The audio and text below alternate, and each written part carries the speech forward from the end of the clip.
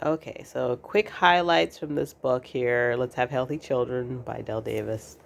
So this is one of the books that, yes, there's no cover, that I came across, and I found to be quite helpful. It has a lot of quite very helpful information in here.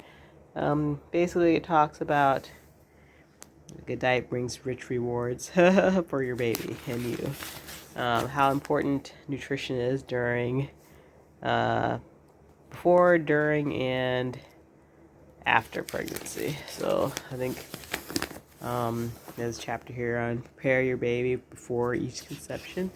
So importance of nutrition between pregnancies as well. Um, let's see. Made a couple of bookmarks because first, if people can find this book, just because it's so helpful, I feel like people should try to find it and read it because there's a lot of helpful information here. I read a lot of books on like this stuff, and I feel like this is one of the most helpful books out there. Abnormalities during pregnancy can be avoided. She's basically talking about nausea and vomiting. Well, these are all things that people say can potentially be normal during pregnancy, but apparently, according to the research in this book, she has a lot of research in this, or research that she quotes, research studies that were done that she references, and basically found that most of these pregnancy issues that people get are preventable. So nausea and vomiting, threatened miscarriage, nervous tension, insomnia, and leg cramps, headaches, constipation, diarrhea, hemorrhoids, neuritis, fatigue, flatulence, and gas pain, low blood pressure, hypoglycemia or low blood sugar, pregnancy cap, stretch marks, blood cholesterol, maintaining a normal blood cholesterol. I think she's just talking about basically eating healthy, for one, problems with teeth and gums. Basically, yeah, all of these things that I feel like nowadays people, it seems like, especially the nausea and vomiting one, it's almost like a normal, like, it's taken as normal. Even I used to think it was normal. I mean, I've tried the recommendations in this book, and I can definitely say there's a significant difference in maintaining a high protein and B6 that affect your nausea levels. But let's see. I believe in here she recommends, I'm tearing the book more, 75 to 90 grams of protein a day.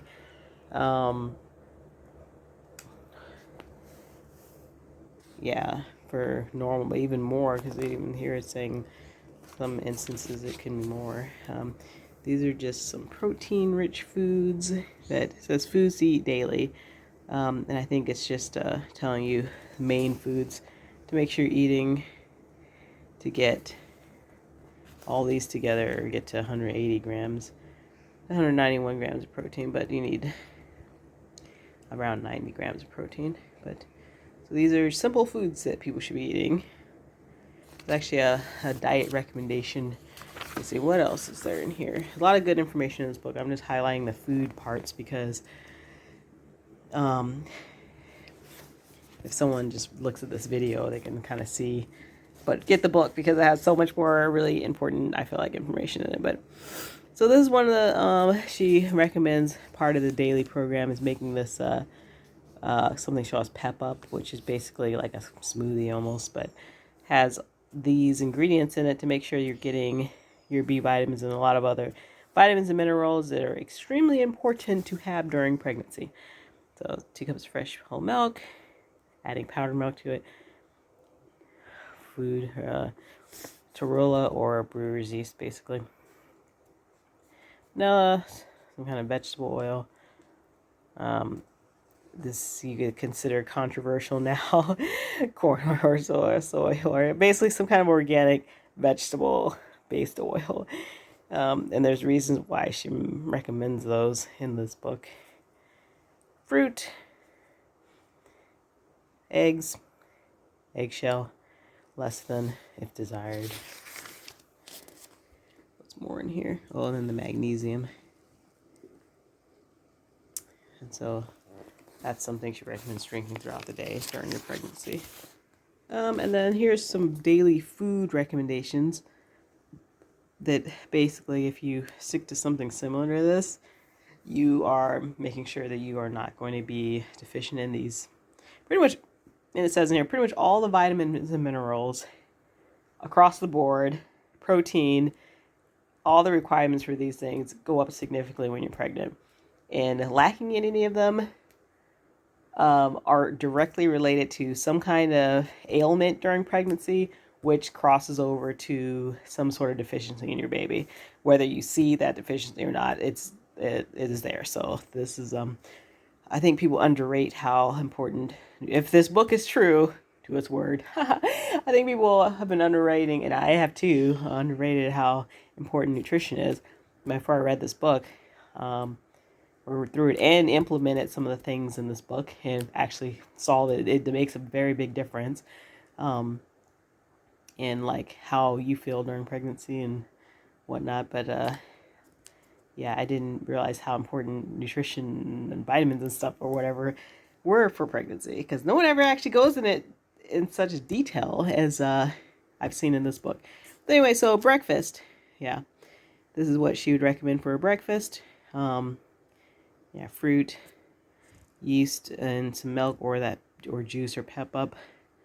And then if desired, there's a variety of different eggs or liver or yogurt or meat or whatever. And these are just ideas, and it does say somewhere in here that this is just like an ideas, and how much by all the vitamins that she recommends every day are up here too. And again, also, like, I think that these, and she, I think, mentions in here, and this is kind of goes without saying, I think that you don't need to take these supplements necessarily, but make sure you're getting these amounts of these, roughly the amounts of these vitamins through whole food or whatever. I think even here she mentions a couple of times that there's people in groups, you know, people that aren't in the industrial or, let's see, suburbia or whatever. People that still lived in kind of on their farmland and whatever and grew their own meats and animals and vegetables or whatever, never really showed many issues with birthing and birth complications and deficiencies in their babies and whatever. They obviously didn't buy all these supplements. Their food was whole that they were eating. They made sure they got what they needed from food. So this is more for if you can't get this stuff, these are the amounts you need. Otherwise, you should be able to get most of this. I think she mentions like vitamin E is one of the ones that you might have to supplement. There might be a few other ones, but let's see. Okay, so yeah, mid-morning, afternoon, a cup of milk or pep up or buttermilk, and then lunch is pretty straightforward. Again, some more yeast, because the yeast has all the B vitamins in it. Yogurt or fruit, with fruit. Some kind of other protein, good protein source. Some vegetables, milk, supplements if needed, meaning if you're stressed out or you hadn't got what you needed in the breakfast time frame, or you're feeling ill or you're nauseous or something's going on, you might have to add more supplements than what's up here. And then for dinner, your protein source, meat, some sort of meat. And then I know it says meat substitute. Yeah, I'm not into that. I've tried that. I don't like that. But basically a good meat source. Some green leafy stuff, dairy, fruit, and then your other vitamins and whatnot, and then try to drink yogurt or milk at bedtime or whatever. So these are just suggestions, again, variety of foods, so you can pick or whatever, but basically sticking to something similar to this, you're making sure that you're getting your protein requirements, which are extremely important, and then all the vitamins and minerals that are, again, very, very important, more so than I thought. And then I'll say too that when I tried this, let's see, because I didn't follow this in a first trimester. I was more focused on the protein. So I was getting 90 or more grams of protein a day, and it definitely, there was almost no nausea. My only pregnancy where there was like no nausea almost. I think by the second trimester, I figured I needed to tone it back a little bit possibly. So I think I tried to follow this a little bit, but I noticed that I was not able to eat very many vegetable or fruit or grains that I really couldn't handle during the second trimester. And then in the last trimester, it was hard to eat like heavier foods and red meats. So I made it a lot lighter, eating most of my meals and breakfast, lightening it up, soups and just drinking milk or whatever in the afternoon and evening as it got close to bedtime. But yeah, otherwise, yeah, this book is very, very interesting, and there is talks a lot about anemia, different types of anemia, all the vitamins that can be related to anemia. Oh, I keep tearing that book again. Varicose veins, and like this is, and then another really good thing about this book is not only to talk about pre-pregnancy and pregnancy nutrition, but postpartum. Your diet is extremely important postpartum as well, because your baby's still getting nutrients through your milk. You can't just not eat well during the postpartum period because your baby's going to be deficient. And then if you're not going to be feeding your baby your milk, there is even a recipe in here for making a formula. There you go. Making a formula adequate. Somewhere shows the recipe.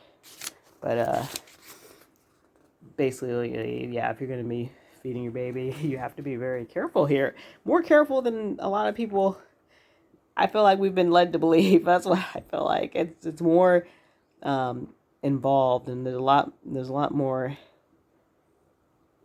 that needs to go into this. But anyway, so that hopefully, well, I think this is a good guideline. But of course, everyone do what is best for you. Oh, actually, you know what it says in here? I think it's a good somewhere in here. It talks about labor.